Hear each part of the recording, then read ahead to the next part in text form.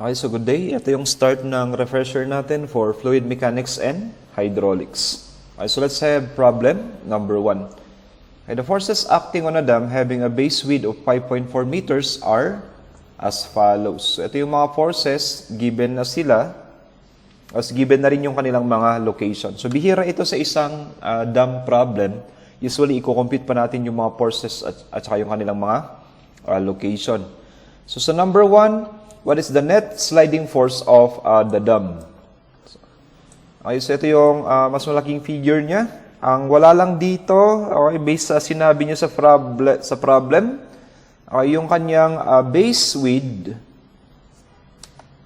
the base width is equal to, this is equal to 5.4 meters. So number 1, what is the net sliding force acting on the dam? So since sliding yung sinabi niya, ang pag-usapan natin dito is yung mga horizontal forces. So ang gagamitin natin is summation of forces horizontal equal to 0. I-consider lang natin yung dalawang forces, yung 275 at saka 165. Okay? Consider natin yung dalawang component ng 165. Okay, consider natin yung kanyang vertical component at saka yung horizontal component. So ano yung magiging angle dito? Okay, given yung inclination ng dam as 60 degrees, this is the same as 60 degrees. So you can check that by geometry. Okay, so summation of forces, horizontal equal to 0. Let's have the magnitude of the net horizontal force, let's say f sub x net is equal to, that is equal to the 275 kilonewtons minus yung horizontal component ng 165, that is 165 sine of 60 degrees. Okay, compute natin. Ito yung 275 minus 165 sine of 60. Okay, let's say that is 132.106. So the net sliding force, F sub x net, is equal to 132.106 kilonewtons. So check natin yung value na to kung meron sa choices. Okay, so pinakamalapit na value is yung 132.11, that is letter A. Then number 2, if the coefficient of friction at the base of the dam is 0.30, I determine the frictional force which resists the sliding of the dam. Kung i-recall lang natin yung basic nito sa statics. Number 2, paano ba mag-compute ng frictional force sa statics or sa physics? That is equal to the coefficient of friction multiplied by the normal force. Okay, kaya lang dito, okay, we can use mu multiplied by Ry. Yung normal force kasi, ito yung reaction sa ilalim ng dam, or that is the net vertical force. Ito yung ating normal force, or we can have it as, okay, sa mga references, Ry kasi yung ginagamit. Okay, ito yung reaction sa ilalim, the net vertical force. Okay, so given na yung magnitude ng, or yung value ng coefficient of friction, ito yung mu is equal to 0.30. Kunin lang natin yung Ry. Okay, ano yung value ng Ry? Okay, we can have it by summation of forces vertical equal to 0. Assuming upward forces to be positive. Okay, this is the net vertical force at the base of the dam. Equal yun sa 650 kilonewtons. Idagdag lang natin yung vertical component ulit ni 165. That is 165 ay cosine of 60 degrees. Okay? So, yun lang naman. Yung 650 at saka yung vertical component ni 165. So, we have the net vertical force at the base of the dam. That is 650 okay, plus 165 cosine of 60 degrees. That is equal to 732.5 kilonewtons. Okay, this is our Ry, or siya na rin yung normal force at the base of the dam. Okay, then computing for the frictional force. Okay, the frictional force is equal to mu multiplied by the normal force, or dito sa fluid mechanics, mu times Ry. Okay, so we have the frictional force. Okay, frictional force is now equal to mu, given na 0.30, Ry natin is 732.5 kilonewtons. Okay, ano kayong magnitude ng frictional force? That is 732.5 multiplied by 0.3. That is equal to 219.75. This is in terms of the kilonewtons.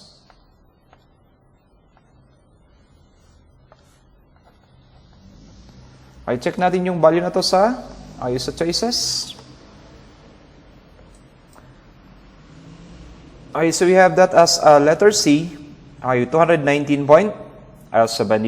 Okay, number 3, what is the maximum bearing pressure at the base of the dam?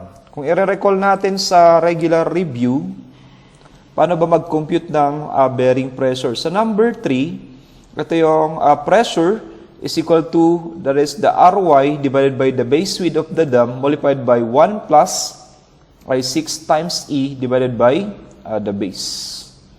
So, kapag maximum, ito pala yung plus or minus. Ry over B multiplied by 1 plus or minus 6 times E over B.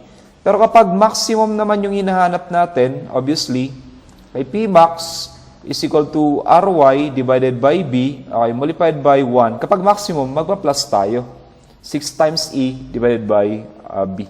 Kapag minus naman, yun yung minimum. Okay, so kailangan muna nating isolve dito yung eccentricity. Okay, paano ba isolve yung eccentricity? I-locate muna natin yung reaction sa ilalim. So, for example, sabihin natin na yung point dito sa right side is yung toe, the toe of the dam. Kung nasaan naman yung tubig, usually nandun yung heel. Tapos, kailangan lang natin kunin ano yung distance ng reaction sa ilalim from the toe. Let's say this is X. Okay, so we locate Ry. Ilolocate natin yung Ry na yan by, usually for problem solving sa dam, ang ginagawa natin dito is the summation moment at the toe equal to 0. Assuming clockwise moments to be positive. So, ano kayong mga clockwise moments natin dyan? Okay, so we have that Ry. Okay, meron na tayong magnitude ng Ry kanina. Yun yung 732.5 kilonewtons. Okay ko. So, i-compute natin yung location ng Ry. Summation moment at the toe equal to 0. Clockwise moments to be positive. Magnitude ng Ry is equal to 732.5 at a distance of X from the toe. Ano pa yung mga clockwise? That is plus 275 kilonewtons. Gano'n siya kataas? That is at a distance of 1.2 meters. Then minus, yung 650 kilonewtons, this is counterclockwise. Gano'n siya kalayo from the toe? Okay, that is 5.4 meters minus 2.1. Okay, kung kailangan natin yung distance na to, that is 5.4. Okay, 5.4 minus 2.1. Ito yung distance na yun. Okay, then yung 165, ang perpendicular distance naman niya is 1.8. So that is minus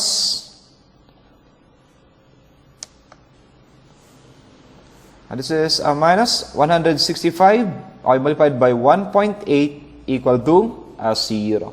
So we have the value of X. Gaano kalayo yung reaction sa base from the toe?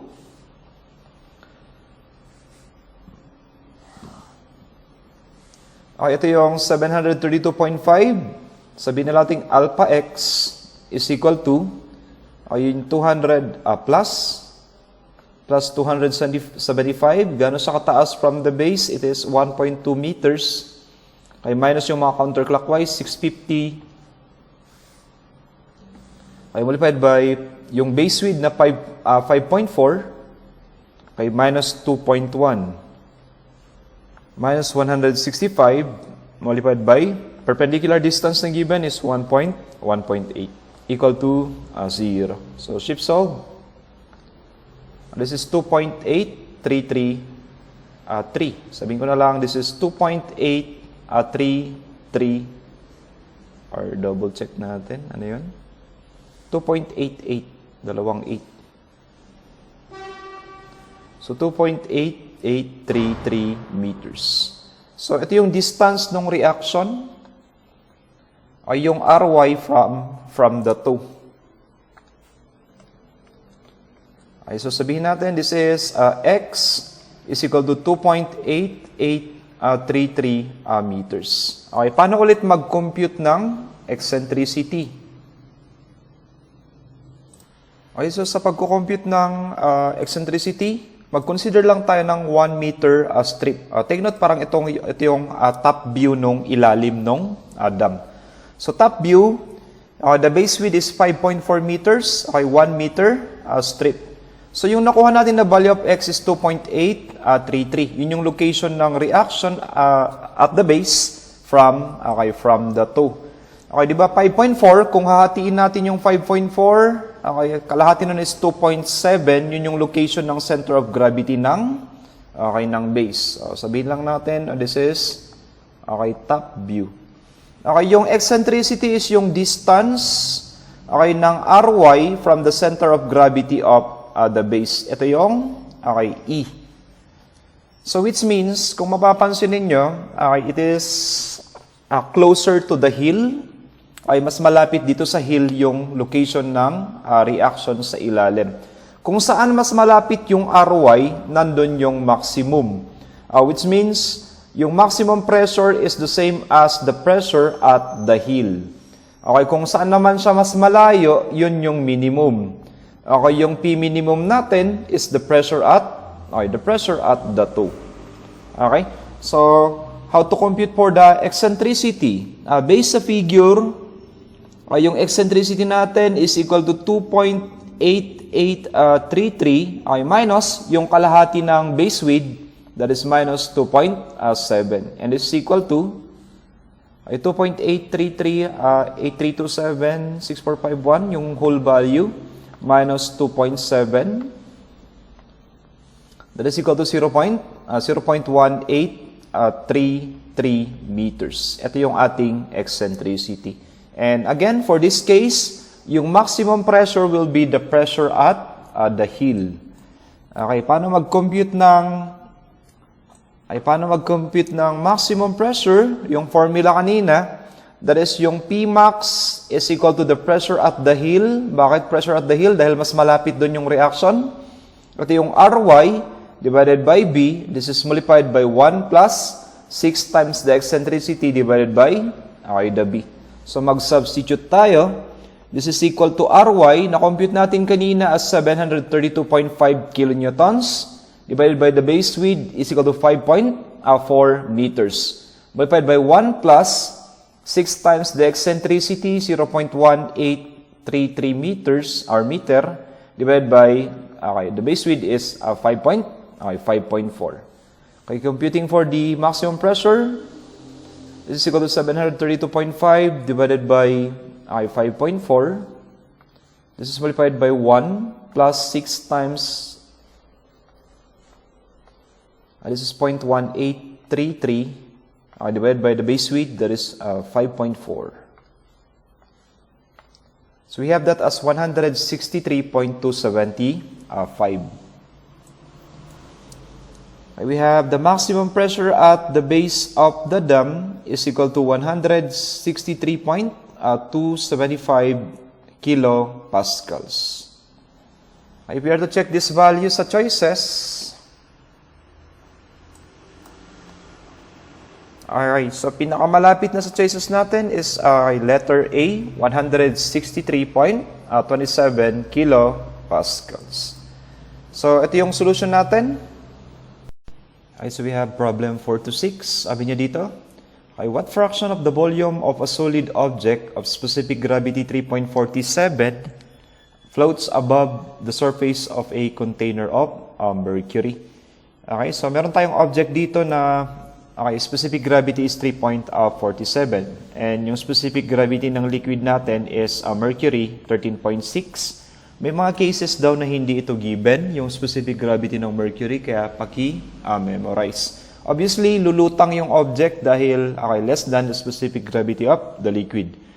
Yung hinahanap natin sa number 1 or number 4 is yung portion daw na hindi nakalubog or portion na above the surface of the liquid. Sabihin ko na lang, volume unsubmerged. So, ito naman yung portion na to. Okay, ito yung volume. Okay, the volume submerged. Sa isang object na to, yung volume na unsubmerged, okay, plus yung volume na nakalubog is basically equal to the volume of the object. Okay, sa mechanics, sa fluid mechanics, buoyancy, I always start with mechanics. So, kailangan lang natin i-consider ano yung mga forces. Una, syempre merong self-weight yung object. Let's say the weight of the object. Para equilibrium, okay, kinokontra yun ng buoyant force because of the liquid. So, if you are to do summation of forces vertical equal to 0, basically kapag lumulutang ang object, yung buoyant force ay equal lang sa weight ng object. Okay, kapag partially submerged, ano equivalent ng buoyant force? Equal yun sa unit weight ng liquid multiplied by the volume submerged. Okay, paano naman kumuha ng weight? Kung i-recall natin, the unit weight of any object is equal to the weight divided by the volume of the object.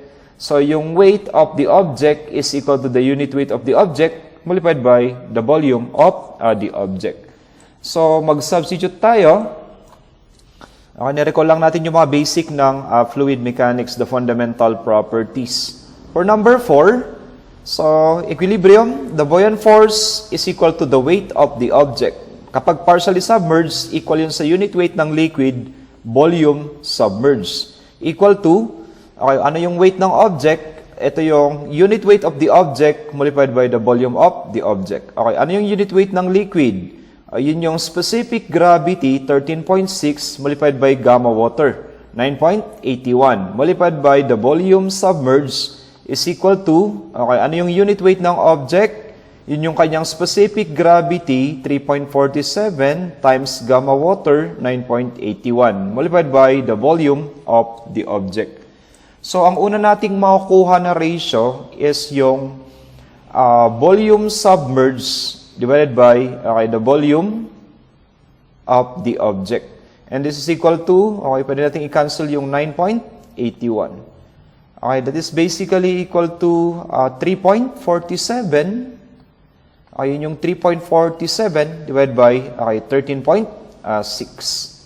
And this is equal to 3.47 over 13.6. Is equal to 0. Equal to 0.255.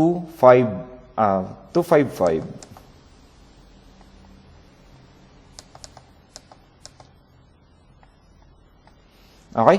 Yun yung proportion ng volume submerged sa total volume ng object. Pero hindi yun yung required.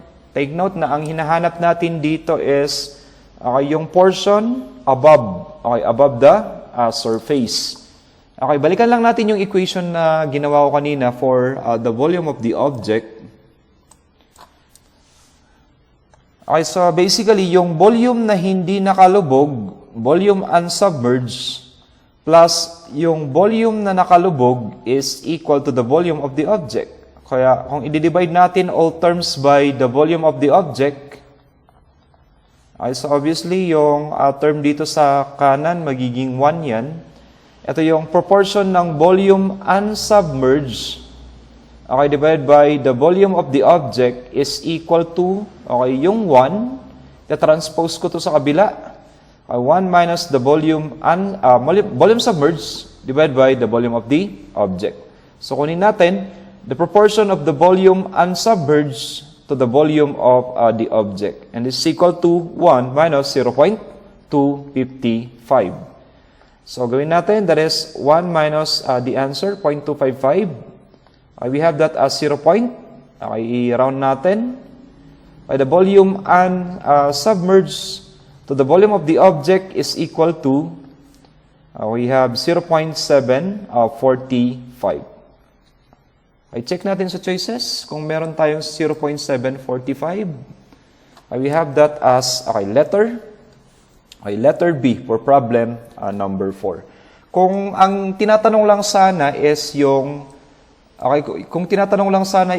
proportion ng volume na nakalubog, the volume submerged, pwede nyo i-shortcut minsan. Okay? Kung tinatanong yung proportion ng volume submerged sa total volume ng object, lagi yung na ratio ng specific gravity ng object divided by the specific gravity of the liquid. Pero kung ang hinahanap naman is the volume unsubmerged, which is ito yung required sa problem number 4, to the volume of the object, yun naman yung 1 minus the specific gravity of the object divided by the specific gravity of the liquid. Just in case, yung object ay lumulutang. Okay, pero yung sagot natin dito is the proportion of the volume unsubmerged, 0.745. That is for question number 4. Okay, pwede nyo gamitin ito as shortcut next time, yung ratio ng mga specific gravities. Okay, so we have problem number 5. If the volume of the object below the liquid surface is equal to 0.018 cubic meter, what is the weight of the object? Okay, ito yung question number 5.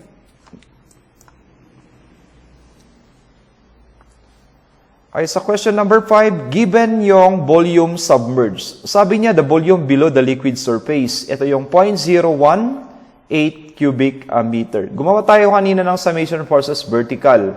Kapag lumulutang ang object, ang equivalent ng buoyant force is simply equal to the weight of the object. And this is equal to the unit weight of the liquid multiplied by the volume submerged. So, ang equivalent ng weight ng object is yung unit weight ng liquid, that is yung mercury, 13.6 times gamma water, 9.81. Okay, volume submerged, given ito sa problem number 5, 0.018 cubic meter. So, ito na yung weight ng object. So, we have that as 13.6, multiplied by 9.81, multiplied by 0.018. That is equal to 2.401 kilonewtons. Okay, check natin sa choices kung meron ito.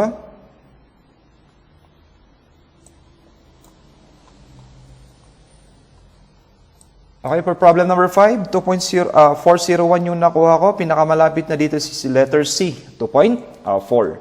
Sa number 6, ay what load vertically would cause the object to be fully submerged? Okay, so ito yan. So magdadagdag daw tayo ng additional load. Sabihin na lang natin na F. Okay, para yung object will be fully submerged. So i-consider lang natin yung mga forces. Okay, other than that F, siyempre i-consider natin yung self-weight ng object. So, meron na tayong self-weight, na-compute natin yun kanina sa question number 5. Ito yung 2.401 kilonewtons. So, we have ulit yung specific gravity ng liquid. This is mercury equal to 13.6. Meron pa rin tayong isang buoyant force this time. And, okay, ang kailangan lang natin dito is mechanics. That is, by summation of forces, vertical equal to 0, assuming upward forces to be positive. Dapat, yung magnitude ng buoyant force ay equal dun sa additional load, force F, plus yung weight ng object. Pero this time, anong magiging equivalent ng buoyant force? Equivalent ng buoyant force this time is the unit weight of the liquid multiplied by the volume of the object. Bakit volume of the object na lang? Since it is fully submerged. Saan natin kukunin yan? Okay, kung mag-substitute tayo, this is the unit weight of the liquid, the volume of the object, the additional force, plus the weight of the object is 2.401 kilonewtons. Okay, saan natin kukunin yung volume of the object? Kunin natin yon dito sa, okay, na-compute natin na weight. Recall lang uli natin yung fundamentals. Unit weight of any object is the weight of the object divided by the volume of the object. Kaya kung magko-compute tayo ng volume of the object, equal yun sa weight of the object divided by the unit weight of the object. So, volume ng object is equal to 2.401. This is divided by, ano yung unit weight ng object given kanina yung kanyang specific gravity. Specific gravity of the object is 3.47. This is 3.47 multiplied by gamma water, 9.81. So, the volume of the object is equal to, that is 2.401. This is divided by specific gravity, 3.47 multiplied by gamma water, 9.81. So, maganda rin na i-recall ninyo yung mga basic natin nung regular review. That is equal to 0.071 equal to 0.071 cubic meter. Okay? So, mag-substitute na tayo. We have the unit weight of the liquid is mercury, 13.6 times gamma water, 9.81. The volume of the object is equal to 0.071 is equal to the additional force or additional load plus 2.401 kilonewton. So, ano yung additional load para maging fully submerged yung object? So, gamitin ko yung stored value times 13.6 times 9.81. Then minus, transpose ko yung weight ng object, 2.401. So that is 7.009. We have 7.009 kilonewtons. So ito yung additional load para maging fully submerged yung object. Okay, 7.009. Check natin sa choices. Okay, pinakamalapit na sa choices, we have letter C. That is, okay, 7.01. So again, dito sa fluid mechanics or hydraulics, kindly recall yung mga fundamental properties or yung mga basic natin during the regular review. Okay, try natin 7 to 9. Situation. Okay, 3 reservoirs A, B, and C are connected by a pipe system with a common junction at D. The elevations of A and C are 200 meters and 178 meters respectively. Reservoir B is higher than reservoir C with an inflow of 0.6 cubic meter per second. Okay, the properties of pipes are as follows. So A to D, length 1,200, diameter 800 millimeters. Friction factor 0.0158. From D to B, the length is equal to 450 meters, diameter is 600, friction factor is 0.0168. Tapos yung last pipe, D to C, the length is equal to 1,000 meters, diameter 400 mm, friction factor 0.0168.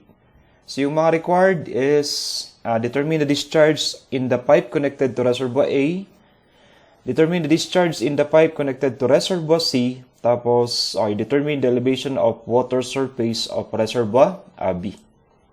Okay, for example, ito yung ating figure, yung 3 reservoirs.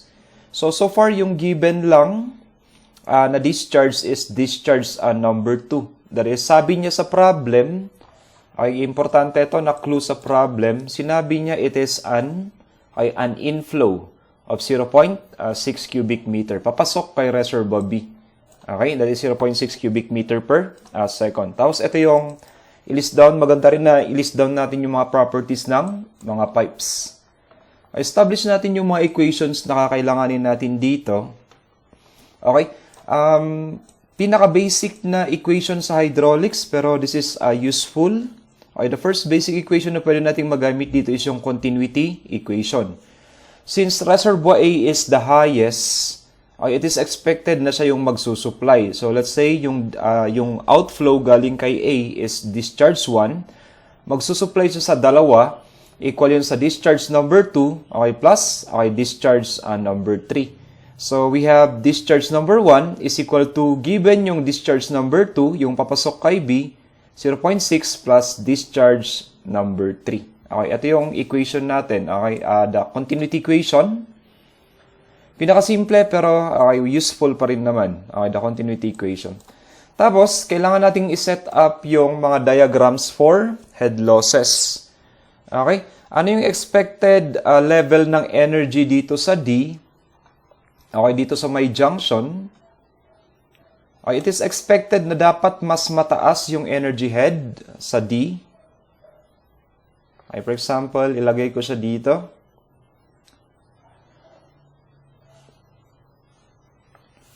Okay, so let's say this is the energy level at D. Bakit mas mataas kesa kay B?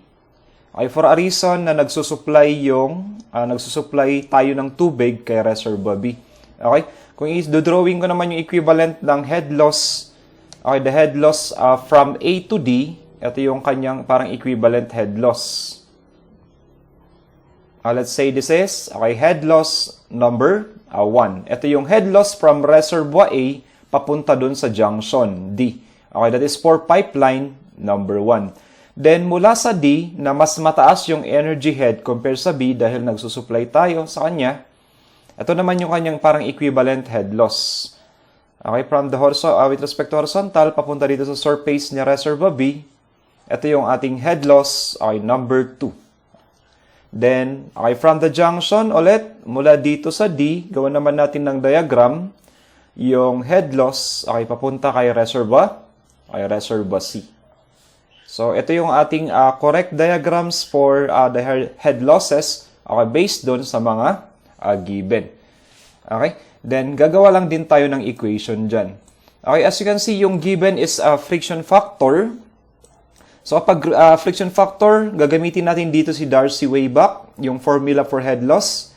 Ito yung head loss is equal to 0.0826 friction factor, the length multiplied by the discharge squared. This is divided by the diameter raised to 5. Okay, kunin natin yung equivalent ng mga head losses per pipe. Let's say this is head loss ng pipeline number 1 is equal to 0.0826. Yung friction factor kay pipeline number 1 is 0.0158. Yung length ni pipeline number 1 is 1,200 multiplied by the discharge number 1 squared divided by diameter ng pipeline number 1 is 800 mm. So, 0.8 raised to 5. So, ano magiging equivalent ni head loss number 1 in terms of discharge 1? Ay, 0.0826. Okay, the friction factor for pipeline number 1 is 0.018. The length is 1,200. This is divided by the diameter, 0.8 raised to 5. This 4 sabihin na lang natin, 4.779 of discharge number 1 squared. Yun yung equivalent ni head loss number 1 in terms of discharge number 1. Okay, doon naman tayo kay pipeline number 2. So this is head loss for pipeline number 2 is equal to 0.0826. Iba na yung friction factor niya, 0.0168. Yung length ng pipeline number 2 is 450 meters multiplied by discharge number 2 squared. This is divided by diameter ng pipeline number 2 is 0.6. This is raised to 5. So we have head loss number 2. That is equal to 0.0826 multiplied by the friction factor, 0.0168. Then multiplied by, the length is 450 meters. This is divided by diameter, 0.6 raised to 5.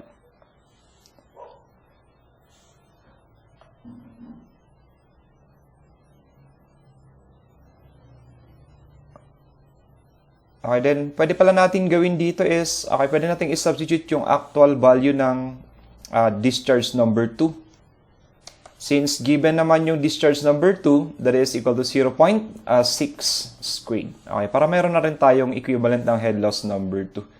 This is multiplied by 0.6 squared. So again, given yung discharge number 2. So this is equal to 2.891 meters. Yun na yung head loss number 2. I double check ko lang yung mga values. Okay? So, that is for pipeline number 2. So, meron na tayong value since given si discharge number 2.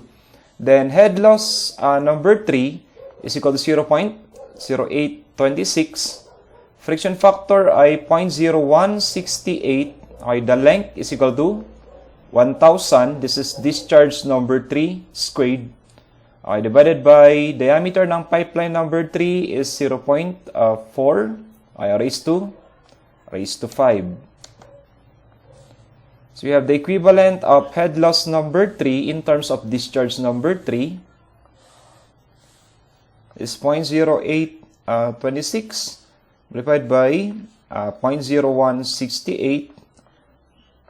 Okay, the length is equal to 1,000. This is divided by the pipe diameter, 0.4, okay, raised to 5. So we have that as 135.516. Okay, 135.516 of discharge number 3 squared. Okay, so ito yung mga equivalent ng dalawang head loss na unknown yung discharge. Tapos meron na tayong head loss number 2.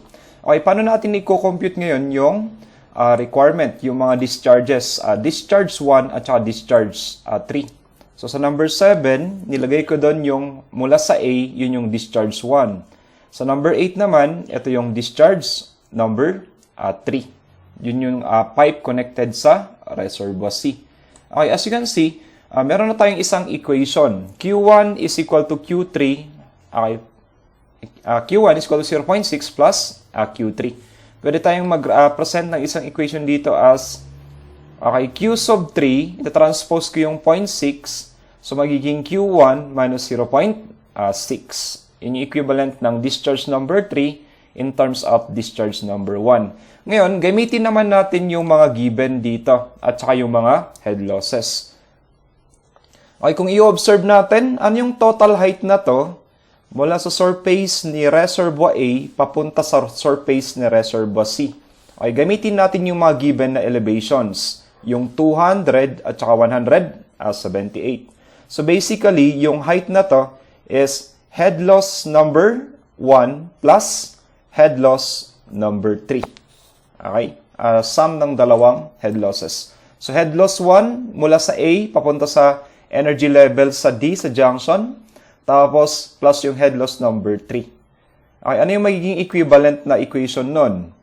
So, magiging equivalent equation nun is equal to, ito yung head loss number 1 plus head loss number 3 ay equal sa difference in elevation ng dalawang reservoirs.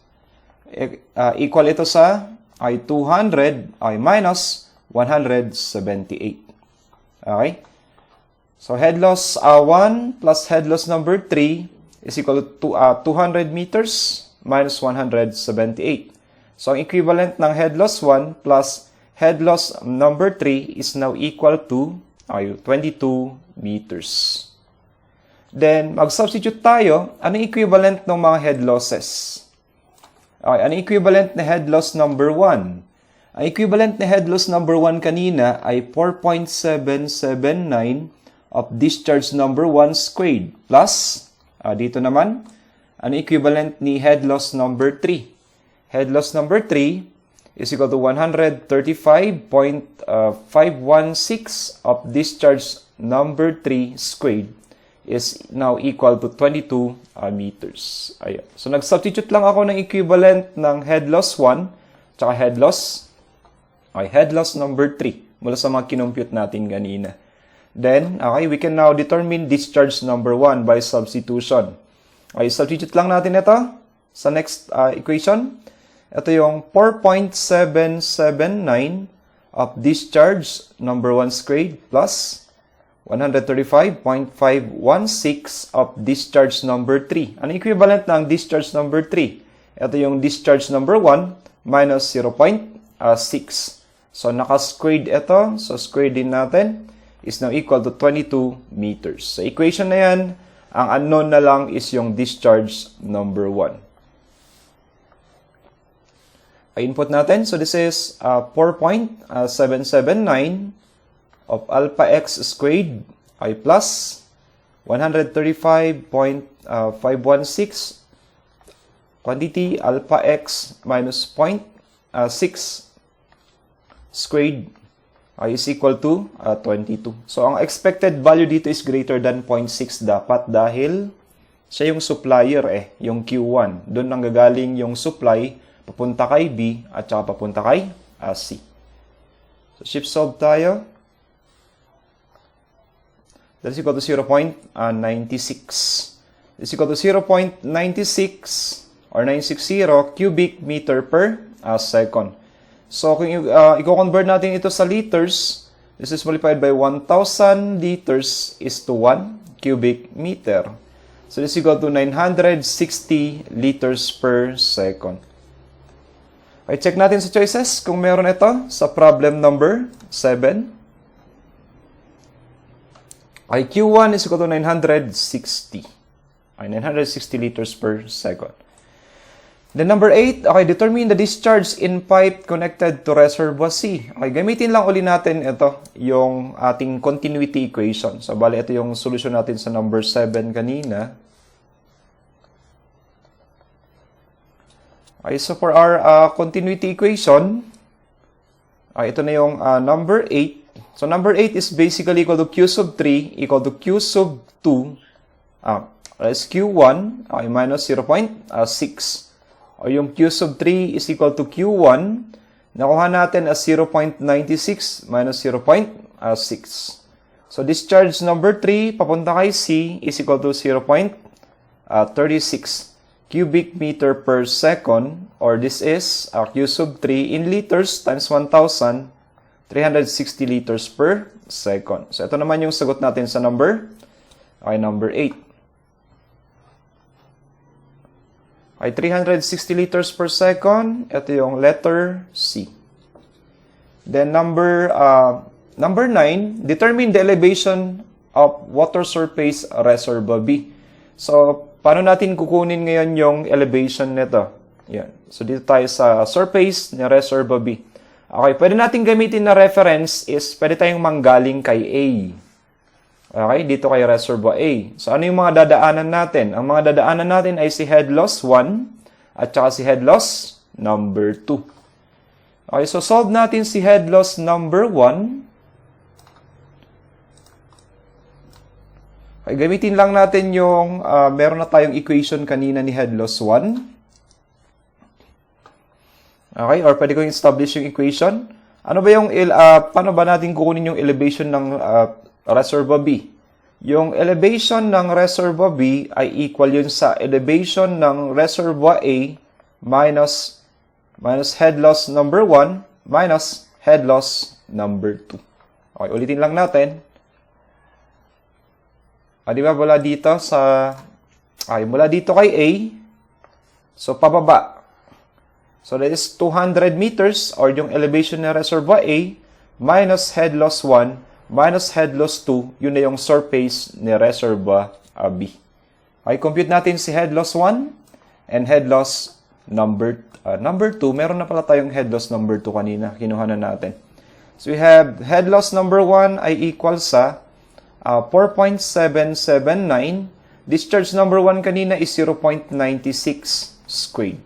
So, magiging value ng head loss number 1 ay equal sa, this is 4.779. Okay, discharge number 1 is 0.96 squared. That is 4.404 meters. Okay? So, kunin na natin yung elevation ng reservoir B. The elevation of reservoir B, magsimula tayo kay A. Ang elevation ni A is 200 meters. Minus head loss 1, ito yan, 4.404. Minus head loss 2, yun yung 2.8, ay 91 meters na kinumpute natin kanina. So, we have, okay, the elevation of reservoir B is now equal to, okay, ito yung 200 meters reservoir A minus head loss number 1 is 4.404 minus head loss number 2 is 2.891. So we have 192.705. 192.705 meters. Okay, check natin yan sa choices. If we have this value, the 192.705 meters. Okay, so pinakamalapit na dito sa choices is 192.7 meters. So yun yung elevation ni Reservoir B. Okay, so kindly observe kapag nagsosolve tayo ng reservoirs, ganito lang naman yung sequence. Huwag niyong kakalimutan yung continuity equation. Possible na ganito yung equation, Q1, Q2 plus Q3. Kapag nagsosolve tayo ng head loss, maghanap lang kayo ng discharge. Or vice versa, kapag may discharge, maghanap kayo ng head loss. Okay, yun lang naman yung idea, pinaka-idea ng reservoir. Huwag nyo rin kakalimutan kung paano gamitin yung equation or yung diagram or paano gumawa ng equation gamit yung diagram ng mga head losses. So ito yung solution natin for problem 7-2. Okay, 7 to 9.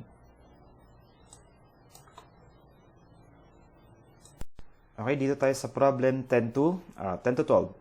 Two pipes A and B are connected in series, have diameters and lengths equal to 400 millimeters in diameter, 200 meters long, 600 millimeters in diameter, 300 meters long, respectively.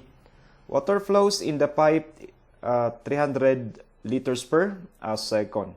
The difference of elevation between the entrance and the exit of the pipe is 5 meters. Assume F is equal to 0.02 for all pipes. Okay, so for example, ito yung two pipes natin. So pipe number 1 and pipe number 2. Okay, based sa given, okay, may given na dito na friction factor that is 0.02. Okay, kapag friction factor ang given, which means gagamit tayo dito ng Darcy-Weisbach, yun yung formula natin na H sub F is equal to 0.0826. Friction factor, the length, the discharge squared, this is divided by the diameter raised to 5.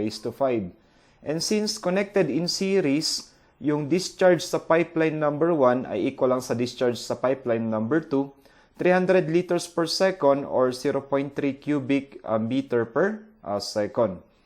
So let us solve question number 10. Sabi niya dito, okay, compute the head loss. Compute the head loss due to friction. Kapag meron tayong pipes connected in series, yung equivalent ng head loss, total head loss is basically equal to head loss ng pipeline number 1.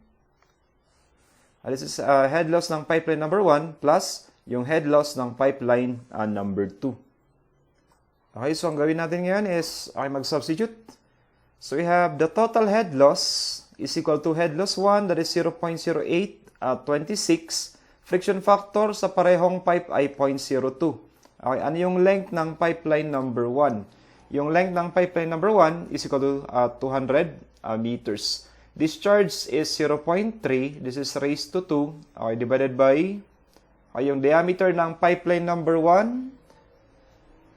The diameter is 0.4 raised to 5. Plus, yung second pipe natin, that is 0.0826. Friction factor, 0.02. Yung length ng pipeline number 2 is 300. Pareho lang yung discharge, 0.3 raised to 2.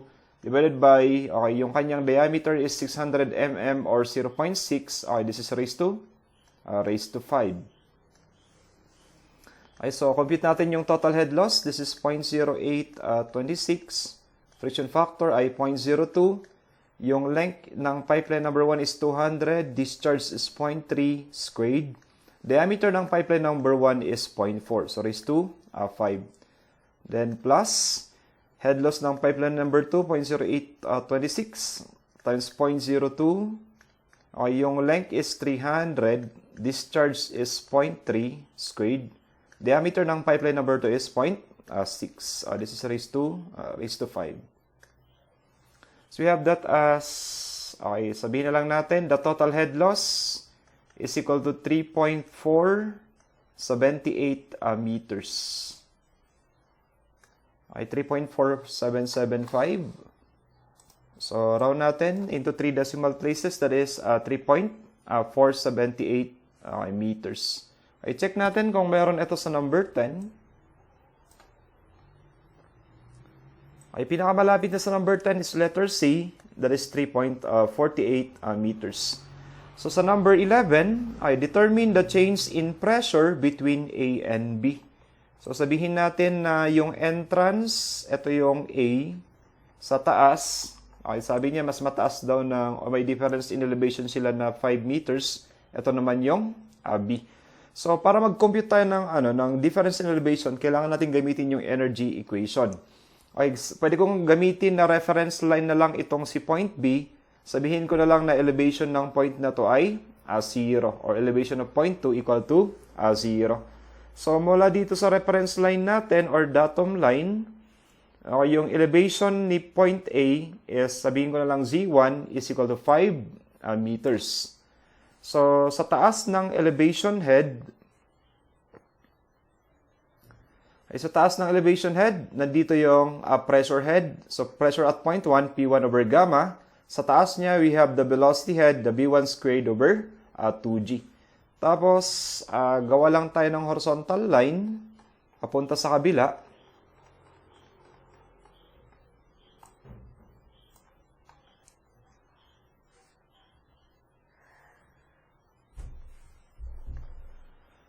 Okay, so dito sa point B, ay gawa lang ulit tayo ng vertical line pababa, papunta kay point B. So ano naman yung mga energy heads sa second point? So yung first energy head natin sa second point, ito yung ating energy grade line. The energy grade line goes down with the direction of flow.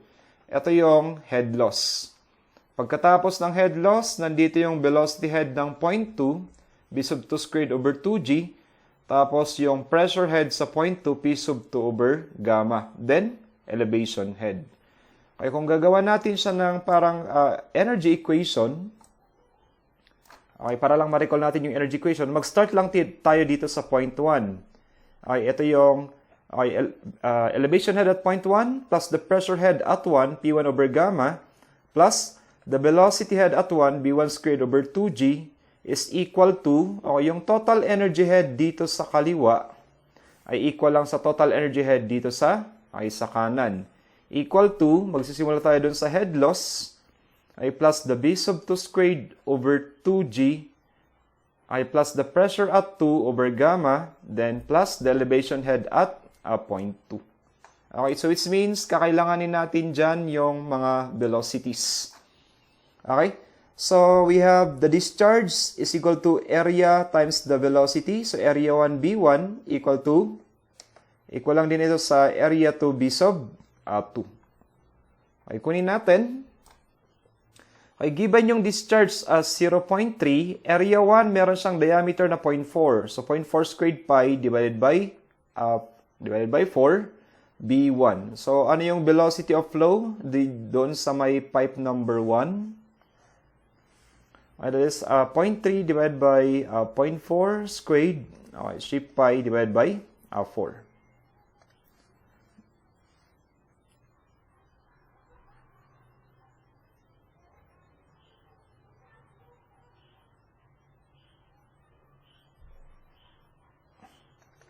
Ulitin natin is 0.3.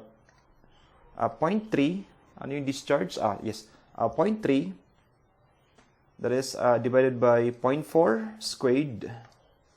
Shape pi is divided by 4. That is 2.387 meters per second. Ito yung velocity of flow dun sa pipeline number 1. Sa pipeline number 2, this is 0.3 equal to, ano yung diameter ng pipeline number 2? 0.6.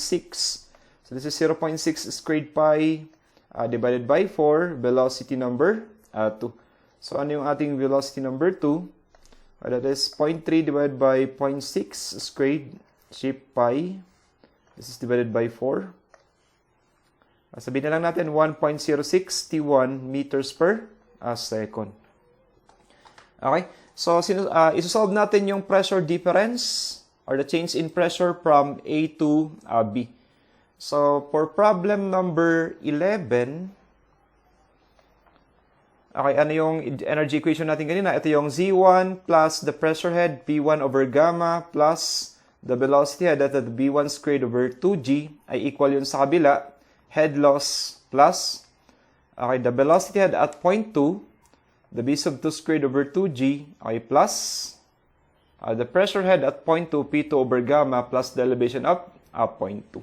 Pwede natin i-simplify yung equation na to as, okay, if we are to transpose yung mga terms, magiging z1 minus z2, then, okay, plus, that is the b1 squared minus the b sub 2 squared divided by 2g, okay, minus the head loss is equal to the p sub 2 minus p sub 1 divided by gamma.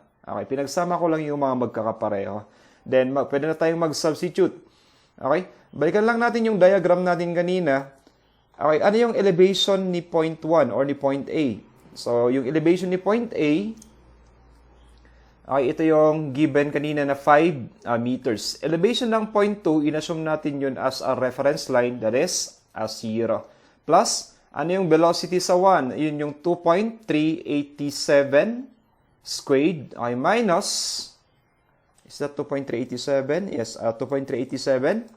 Okay, minus yung b sub 2 natin, yun yung 1.061 squared. This is divided by 2g, divided by twice of 9.81. Minus head loss. Ano yung na-compute natin na head loss kanina? Ang available lang na head loss is frictional head losses. Yun yung 3.478 meters. So this is minus 3.478 meters. Okay, equal to P sub 2 minus P1 over gamma.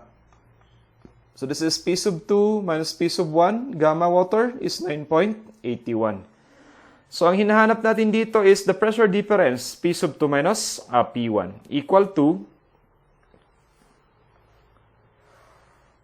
okay, ito yung 5 minus 0, or ilagay ko lang as it is na nasulat. So 5 minus 0, then plus, ito yung 2.387 velocities. Ito, so squared minus 1.061 squared. This is divided by 2g, twice of 9.81.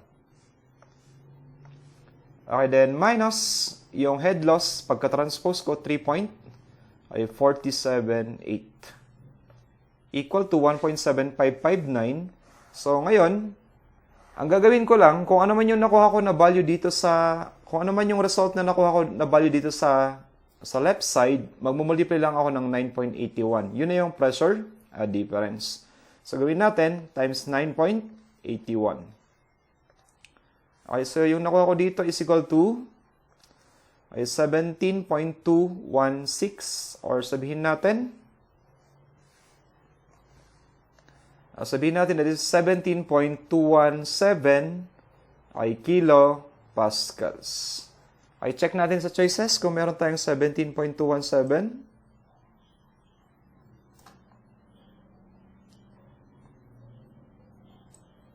Ay, so for number 11, walang 17.2197 pero yung pinakamalapit, the closest value is 17.23. Baka ibang decimal lang yung ginamit. So ito yung magiging sagot natin for number 11. So, sa number 12, compute the equivalent length.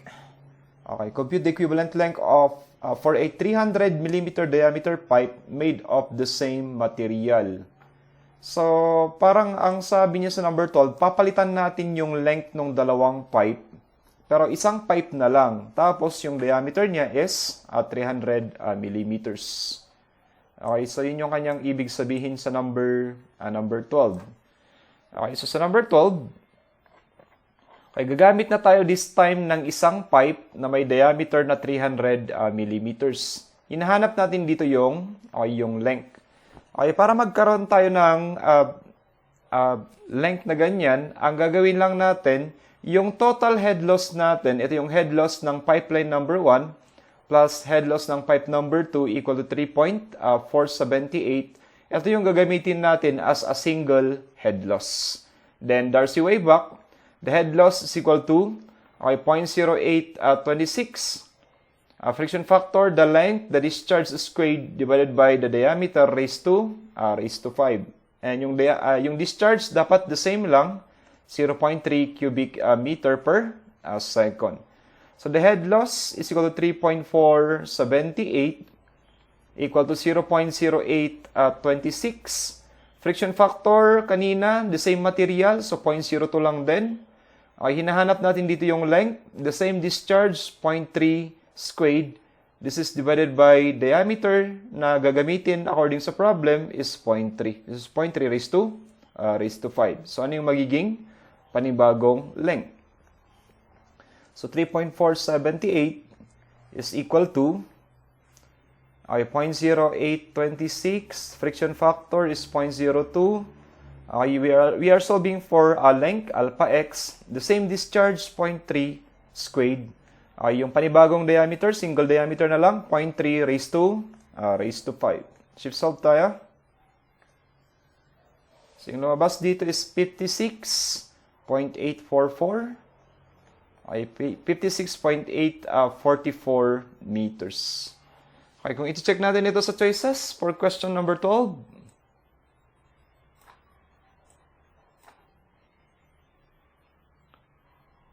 Okay, yung nakuha is 56.844. So possible it is rounded to 57. Ito yung sagot natin sa number 12. 57 meters. Okay, this is for problem 10 to 12. Okay, the topic is hydraulic jump, problem 13 to 15. A hydraulic jump occurs downstream from a 5-meter wide sluice gate. The depth is 1.5 meters and the velocity is 20 meters per second. So, kung sa side view, ito yun. Okay, initial depth niya is 1.5 meters. Then, ito yung tinatawag natin na jump, yung biglang pagtaas ng liquid surface or yung level ng tubig. So, pag side view, ito yung appearance niya. Ito naman yung front view. So, before the jump, meron siyang depth na 1.5 meters. After the jump, wala pa naman. Pero, constant yung dimension ng open channel natin. Okay, 5 meters wide. So, sa number 13, compute the initial fraud number. So, yung derivation nito, separate video na nasa YouTube channel ko. I-post ko na lang yung link later. So, sa number 13, paano mag-compute ng fraud number? So, the fraud number is this is equal to the velocity divided by the square root of the acceleration due to gravity multiplied by the depth. So, kung initial fraud number, ang gagamitin natin is yung V1, initial velocity, at saka yung initial depth. So, dito sa section 1, so sabihin na lang natin na ito yung mas before the jump, section 1, section 2, after the jump. Sa section 1, meron siyang initial velocity given na ito, the 20 meters per second. So, for the initial fraud number, sabi niya sa number 13, compute the initial fraud number, more of direct substitution lang tayo. So, this is equal to, ang initial velocity is na given is 20. This is divided by the square root of the acceleration due to gravity, 9.81. Tapos yung initial depth is 1.5 meters. So, computing for the initial fraud number, this is 20 divided by the square root of 9.81 multiplied by 1.5 meters. So, that is 5.214. 5.214. Okay, ito yung fraud number. So, it is greater than 1. Kapag greater than 1, ibig sabihin nito, ito yung supercritical. Okay, the supercritical flow. Kapag sinabing supercritical flow, mababaw yung tubig, mabilis yung takbo ng tubig. So, 5.214. Sa number 13, yung pinakamalapit na value is letter C, 5.21. So, sa number 14, compute the depth after the jump. So, for rectangular section, pwede natin gamitin yung formula na to. This is for problem number 14.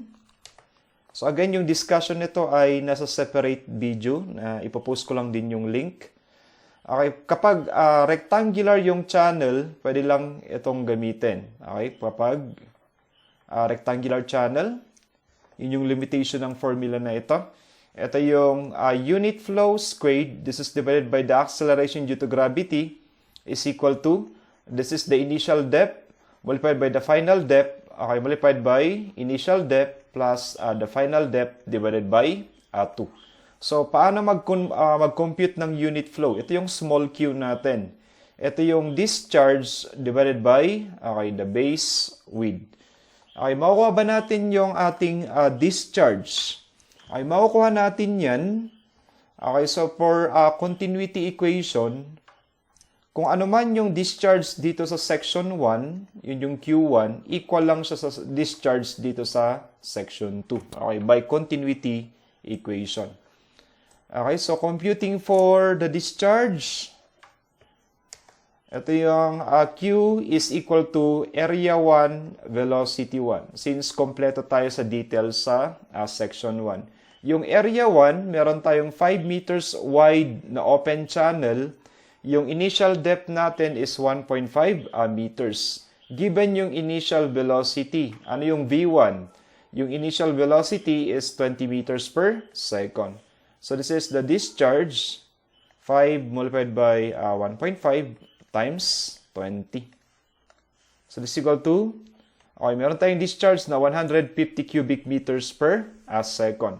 So, kung i-compute natin yung unit flow, the Q is equal to the discharge divided by the width of the channel.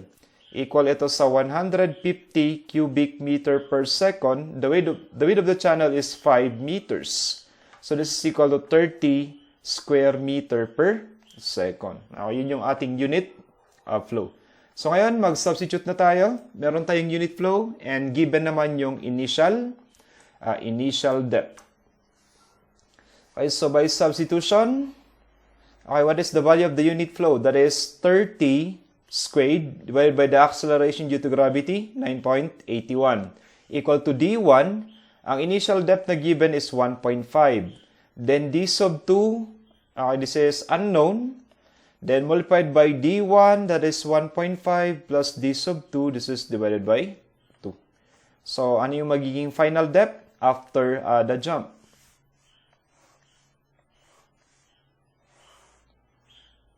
That's equal to, we have 30 squared, this is divided by 9.81. The acceleration due to gravity is equal to, this is 1.5, alpha x multiplied by 1.5 plus alpha x. This is divided by 2. So again, yung formula na to ay applicable only for rectangular open channels na may hydraulic jump. So, yung lumabas dito is 10.335 meters. So, 10.335 meters. Okay, check natin. This is D sub 2, the depth after the jump. So, from 1.5, nagkaroon ng hydraulic jump. Yung depth number 2 is now equal to 10.335 meters. Okay, check natin sa question number 14, 10.335, pinakamalapit, we have letter A, that is 10.34 meters. Number 15, okay, compute the power dissipated after the jump. So, power dissipated is the same as power loss. So, which means, okay, kailangan nating kunin yung head loss. Okay, paano kumuha ng head loss dito? Okay, gagamit tayo ng energy equation. So, start tayo dito sa section 1, dito sa D1. Then, okay, papunta kay section 2, that is D sub 2. So, dito, kapag open channel, ang equivalent ng elevation head is yung depth of flow. So, Z1 is equal to D1 equal to 1.5. So, tataas ito. Kapag open channel, wala tayong pressure since open to atmosphere. So, after the elevation head, ang susunod dyan is, okay, diretso tayo sa velocity head. That is the V1 squared over 2G. Gawa lang tayo ng horizontal line papunta sa kabila. And then, okay, dito na magkakaroon. Dito na tayo magkakaroon ng head loss. Okay, let's say this is the head loss. Then, yung velocity head sa section 2 after the jump. Then, yung depth number 2, ito yung ating elevation head number 2. Okay, take note, wala tayong pressure head dahil open to atmosphere. Okay, so ang wala pa tayo is wala pa tayong b sub 2 so far. Pero meron na tayong b sub 1. So sa number 15, given na yung b sub 1 kanina na 20 meters per second. Continuity equation, Q1 is equal to Q sub 2. Equal yun sa area 2, okay, b sub 2. So ano yung discharge natin kanina? That is 150 cubic meter per second. Ano yung area 2? So, area 2 is area ng rectangle, base width na 5 meters. Then, depth of flow na 10.335 meters. Yun yung depth of flow sa after the jump. So, area 2, area ng rectangle, that is 5 meters wide with a depth of 10.335 multiplied by b sub 2. The velocity of flow after the jump. So, ano yung ating b sub 2? We have, that is 150, okay, divided by 5, multiplied by 10.335. So, we have the velocity of flow as 2.903. This is 2.903 meters per second. Okay, so gamitin ulit natin yung energy equation using the diagram. So, start tayo sa section 1. Ano yung energy heads na nandun? Start tayo sa elevation head, Z1, plus the velocity head at 1, that is B1 squared over 2G. Equal to yung height sa kabila, that is yung head loss, plus the velocity head at 2, B sub 2 squared over 2G, okay, plus the elevation at point 2. Which is, okay, sabi ko nga, dito sa open channel, ang elevation head natin is yung depth of flow. Okay, mag-substitute na tayo. What is C1? Ito yung D1, 1.5 meters. B1, given ito kanina na 20, so this is 20 squared divided by twice of 9.81. Equal dito sa head loss, ito yung hinahanap natin, plus B sub 2 is 2.903 squared. This is divided by twice of 9.81. Plus, okay, depth of flow number 2, yun yung D sub 2 natin, the 10.33, okay, 10.335 meters. So, compute natin yung, okay, the total head loss due to hydraulic jump. So, this is, okay, we have 1.5 plus, this is 20 squared, divided by twice of 9.81. Okay, equal to, okay, the head loss, sabihin ko na lang alpha x, okay, plus velocity head at 2, 2.903 squared, divided by twice of 9.81. Okay, plus the depth of flow at point 2, that is 10.335. Okay, shift solve. Okay, yung nakuha ko dito is 11.123. 11.123 meters. Okay, that is the total head loss dissipated due to hydraulic jump. Okay, i-recall natin paano mag-compute ng power. So basically, power is equal to the unit weight of water, the discharge times the head. Kapag power loss yung hinahanap natin, so gagamit tayo ng head loss. So, power loss is equal to unit weight of water, discharge times the head loss. So, we have the power loss is equal to gamma water. By the way, ano ba yung unit nung nasa choices? Ay, horsepower tayo. So, gagamit ako ng kilowatts. This is, we have 9,810 or watts pala yung gagamitin ko. Ay, newtons per cubic meter. Ano yung discharge? That is 150 cubic meter per second. Then, multiplied by the head loss, yung na-compute natin is 11.123 meters. So, that is 11.123. Kung mag-unit analysis tayo, canceling cubic meter, ang maiiwan na unit dito sa equivalent ng power loss, okay, ang naiwan dyan is the Newton meter per second or the same as the watts. So, para maging horsepower, this is multiplied by 1 horsepower is to 746 watts. Okay, so pwede na natin idiretso. Ano yung equivalent ng power? Okay, the power loss. So that is 9,810 multiplied by 150. Okay, multiplied by 11.123. So yung unit na to ay nasa watts. Okay, then divided by 746 para maging horsepower. So yung nakuha ko dito is 21,940 ay 0.341 horsepower. Okay, check natin sa choices if we have this value or kung ano man yung pinakamalapit.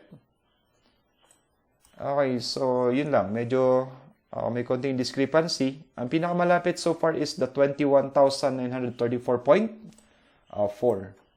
So hindi ko lang alam kung anong ginamit niya dyan. Possible na 10.34 or 11.12. Check lang natin. What if gagamit ako ng 11.12 lang?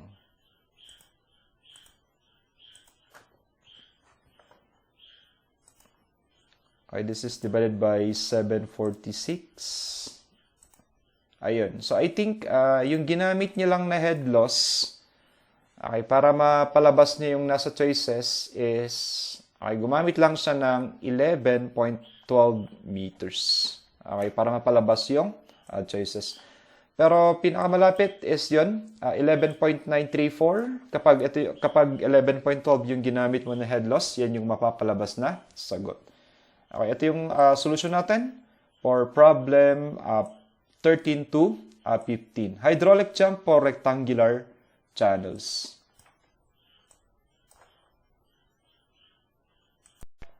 Okay, problem number 16. Sabi niya dito, a hydraulic jump occurs in a triangular channel with side slope 1:1.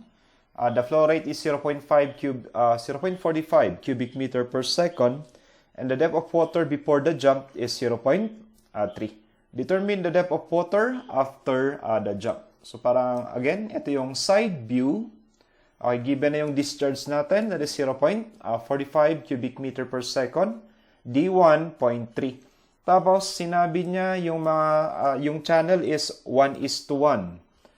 Okay, 1:1 yung slope. Hinahanap lang natin yung depth number 2. So, how to solve for the depths kapag yung open channel natin ay this is a non-rectangular section.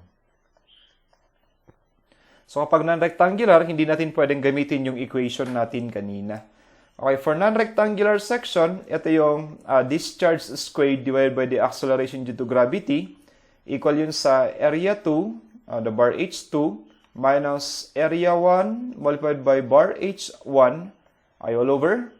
This is 1 over area 1 minus 1 over area number 2. So take note, this is applicable for non-rectangular section. So sa triangle at saka sa trapezoid. Okay, ano yung, i-define lang natin ng maigi. Ano yung bar H? Yung bar H is, ito yung distance, okay, mula sa liquid surface. Okay, for example, dito sa section 1, okay, yun yung distance from the liquid surface papunta sa center of gravity ng vertical projection ng isang open channel. So, ito yung bar H number 1. The same lang dito kay section number 2, the depth after the jump. For example, nandyan yung kanyang center of gravity. Yung distance niya papunta sa liquid surface, ito yung bar H. Okay, so kompletuhin lang natin yung mga elements nung formula na to. Okay, compute natin si area 1. Take note na kapag 1:1 yung slope ng channel at triangular siya, ito yung tinatawag natin na efficient section. Okay, efficient triangular section. So, di ba kung 1:1, ano yung magiging dimension ng kanyang top base? Diba? So, 1:1, yung dimension ng vertical ay dimension lang ng horizontal. So, this is the same as D1, D1. So, meron siyang equivalent na top base equal to twice of D1. Okay, kung i-compute natin yung kanyang area, Okay, this is the area of a triangle that is 1/2 of the top base times D1. This is the same as 1/2, ano yung equivalent ng top base to D1 times the depth. So, ang may iwan is equal to the d sub 1 squared. Okay? So, yun yung equivalent ng area ng isang efficient section. So, the D1 squared. So, kunin natin yung area 1. We have area 1 is equal to, ano yung depth number 1? Given siya as 0.3 squared. And this is equal to 0.0. I think this is 0.09. 0.09 square meter. Okay, check natin sa calculator.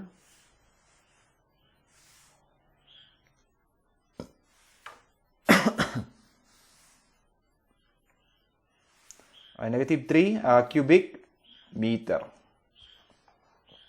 Ayun yung area 1, bar H1. Okay, compute na naman natin si area 2. Okay, for area 2, okay, pareho lang. So, that is the same as the d sub 2 squared. So, unknown naman. Kaya hayaan lang natin siya as the d sub 2 squared. Ano naman ay equivalent ng area 2, okay, bar H2. So, area 2 natin is the d sub 2 squared. Okay, ano naman yung distance ng centroid? Ng centroid ng triangular section papunta dito sa center of gravity niya. That is the same as 1/3 lang ng d sub 2. Ito yung equivalent ng bar H number. So, bar H number 2. So, this is multiplied by 1/3 of the d sub 2. So, meron tayong equivalent ng area to bar H2 as the d sub 2 cube divided by d sub 2 cube over 3. So, ayan. So, pwede na tayong mag-substitute. So, ano equivalent ng discharge? Yung discharge natin is given kanina na 0.45. This is squared divided by gamma water or divided by unit acceleration due to gravity, 9.81. Okay, anong equivalent ng area to bar H2? Okay, area to bar H2, ito yon. That is the d sub. Okay, that is the d sub 2 cube, this is divided by 3. Minus, equivalent ng area 1 bar H1. Area 1 bar H1, that is 9 times 10 raised to negative 3. Divided by 1 over area 1. Okay, area 1 natin, ito yon. Area 1 is equal to 0.09. Minus 1 over area 2. What is our area 2? Ito naman yun. Simply, d sub 2. This is 1 over the d sub 2 squared. So, sa equation na to, ang unknown na lang is yung the d sub 2. Okay, compute natin. Okay, so we have the discharge, that is 0.45 squared divided by acceleration due to gravity, 9.81, is equal to area 2 bar H2 is simply alpha x. That is alpha x cube. This is divided by divided by 3. Minus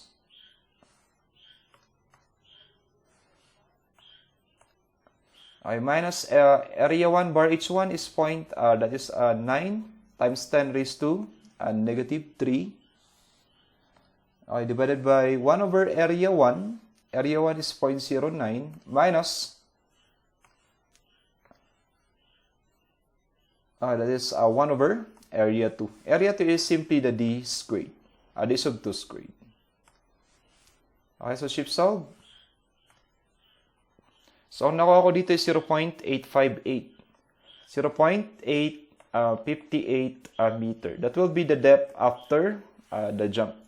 If we are to check this value sa choices for problem number 16,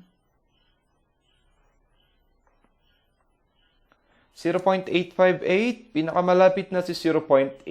So that is letter C. Okay, so problem number 17, sabi niya dito, a hydraulic jump occurs in a trapezoidal channel with side slope 1:1 and a base width of 3 meters. If the upstream depth is 0.5 and downstream depth is 3 meters, compute the discharge. So, ito yung mga initial details na given. So, since non-rectangular yung channel, kaya gagamitin natin ulit yung formula kanina. That is the discharge squared divided by the acceleration due to gravity is equal to area 2, okay, multiplied by bar h2 minus the area 1 bar h1. This is, okay, all over 1 over area 1 minus 1 over area number 2. So, kompletuhin lang natin yung mga details.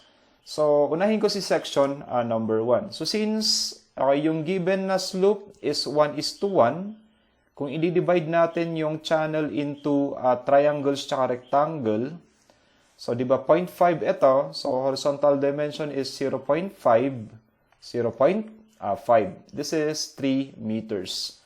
So, ibig sabihin, meron tayong top base.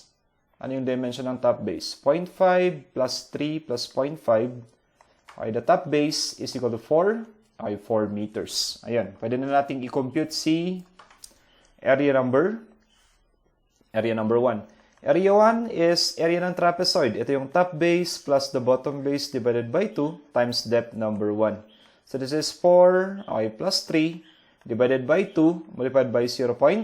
Depth number 1 is 0.5. So area 1 ay ano equivalent ni area 1?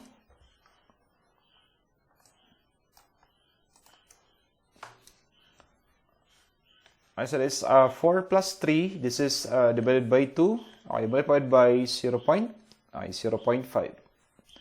So this 1 point, we have 1.75 square meter.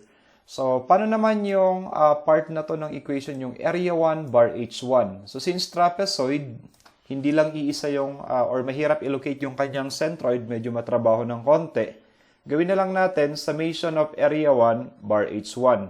Considering na meron tayong dalawang triangles at saka isang rectangle. So, i-locate lang natin yung kanilang mga centroid. Obviously, magkaiba yan dahil magkaiba yung shape. Okay? So, I hope wala kayong problema sa pag-locate ng kanilang mga bar H for a triangle and for a rectangle. So, unahin ko yung rectangle. Yung area ng rectangle is may base width na 3, height is 0.5. Yung centroid niya is obviously kalahati ng 0.5. So, 0.5 over 2. Okay, plus, okay, meron tayong dalawang triangle, kaya mag-multiply tayo dito ng 2. So, this is twice, ano yung area ng triangle? Okay, 1/2 of the base, 0.5. The height is 0.5. Centroid niya papunta sa surface, kapag triangle, ito yung 0.5 over 3. Okay, compute natin yung equivalent ng summation of area 1, okay, bar H number 1. So, rectangular portion, that is 3 by 0.5. Centroid niya papunta sa surface is 0.5. 0.5 over 2. Okay, then plus, dalawang triangle, ang area nila is 1/2 of, yung base. Yung base is 0.5. The height is 0.5. The centroid kapag triangle is 1/3. 0.5 over 3. So we have that as 5 over 12. So area 1 bar H1 is 5 over 12 cubic meter. So ito yung mga gagamitin natin later on dun sa formula for a non-rectangular section. Okay na si area 1 bar H1. Dito tayo sa area 2 bar H2. So, ganun din. Ikakat lang natin yung trapezoid into triangles and rectangle. 1:1 lang din yung centroid. So, which means this is 3 meters. 3 meters. Okay, 3 meters. Which means, okay, meron tayong top base. Okay, 369. The top base is equal to 9 meters. So, we have compute natin si area 2. Area 2 is equal to the top base plus the bottom base. This is divided by 2 times depth number 2. Top base is 9. Bottom base is 3. This is divided by 2 times 3. So, anong equivalent ng area ng section number 2? 9 times 3, 9 plus 3 is 12. Divided by 2 is 6 times 3. This is 18 square meters. Okay, so paano naman ulit yung the summation of area 2 bar H2? So, ganun ulit. Separate natin yung section into triangles and rectangle and illocate natin yung kanilang mga centroid. Okay, ano yung rectangular portion this time? Yung rectangular is 3 by 3. Yung centroid niya papunta sa surface is 3 over 2 since that is rectangle. Okay, plus dalawang triangle, 1/2. Yung base ng triangle na yon ay 3 meters. Yung height ng triangle na yon is also 3 meters. Okay, yung centroid niya, okay, ano yung centroid ng triangle? That is 1/3 of the depth, papunta sa surface. Okay, so compute natin yung equivalent ng, this is area 2, okay, bar H2. Summation na lang yung ginawa ko. So that is, yung rectangle is 3 by 3, centroid niya is 3 over 2. Okay, plus, dun sa triangles, dalawa, so twice of, okay, 1/2 of 3 by 3, tapos yung centroid niya is 1/3 of the depth, so 3 over 3.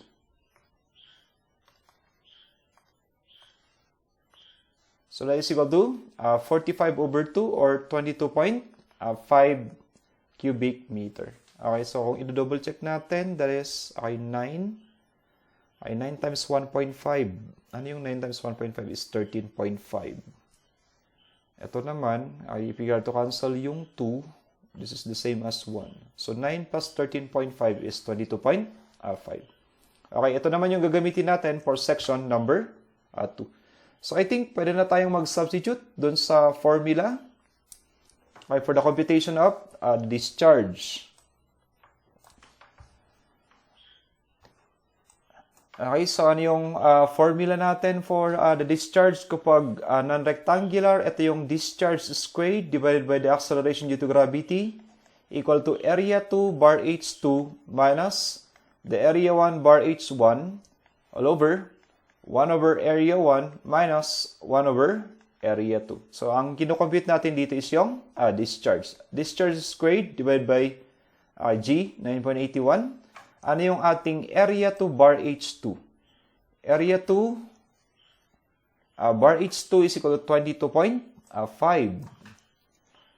This is 22.5 minus, ano naman equivalent ni area 1 bar H1? Area 1 bar H1 is 5 over, this is 5 over 12. This is divided by 1 over area 1. Okay, what is area 1? Area 1 is 1.75. 1.75 minus area 2. Area 2 is 18 square meters. So this is 1 over 18. So kinocompute natin dito is yung discharge. Okay, so i-compute natin. This is, we have 22.5 okay, minus, that is 5 over 12 all over, this is 1 over 1.75 okay, minus 1 over 18. So that value okay, multiplied by 9.81, then square root. So yung lumabas is 20.493 for the discharge. So we have Q is equal to 20.493 cubic meter per second. Okay, check natin sa choices kung meron ito, the 20.493 cubic meter per second. Okay, question number 17.